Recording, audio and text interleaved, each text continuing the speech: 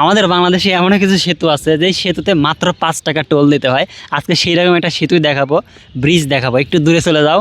দেখুন আমি এখন যে ব্রিজের উপর দিয়ে হাঁটতেছি, এই সেতুর জন্যও আমাদেরকে টোল প্রদান করা লাগছে 5 টাকা। পার পার্সন 5 টাকা করে দেওয়া লাগছে শুধুমাত্র এই সেতুটা পারাপার হওয়ার জন্য। মানে বাঁশের একটা দিয়ে এই পাশে আর কি যাওয়ার জন্য একটা সেতু বানাইছে, এটার জন্য আমাদেরকে টোল প্রদান করতে হয়। এটাই হচ্ছে আমাদের সোনার বাংলাদেশ। এটা হচ্ছে গা শহরের সিন্ডিকেট বলে না কি বলে আমি জানি না।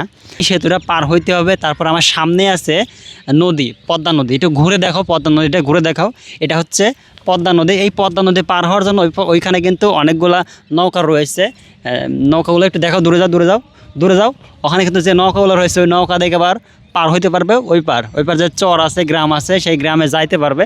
সেজন্য আর এক্সট্রা আলাদা টাকা না, নৌকার ভাড়া লাগবে, সেটা ঠিক আছে। কিন্তু এই ঘাটে আসার জন্য যে ব্রিজটা, সেই ব্রিজের জন্য আমাদেরকে টোল প্রদান করতে হয়। এটা কেমন বাংলাদেশ?